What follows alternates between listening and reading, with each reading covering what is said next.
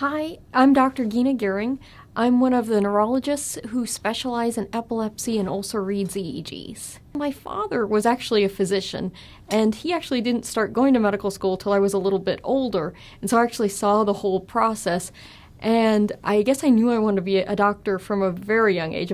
Neurology is challenging because it is about who we are. Every one of us has a different brain, so we each have a different presentation. So even though I work in epilepsy and talk about epilepsy as if it's one thing, we really should probably talk about the epilepsies because each person has a different epilepsy, just like each person has a different brain. The things that are in common is that they all have something they need help with. Epilepsy, again, is one of those things that can be caused by multiple things. So some cases are genetic. In many cases, it's probably a mixture of genetics and natural outside causes. That's why it's often not strongly inherited, because you may have to be unlucky enough to get a whole handful of abnormal genes and also have something cause it, like a brain injury, a prolonged fever, seizure when you're a child, something like that.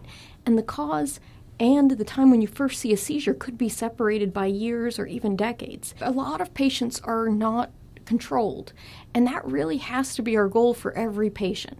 And so if your seizures are not controlled, we know that if you tried 2 seizure medications and your seizures aren't controlled, your chances of being controlled with medicine alone is less than 10%.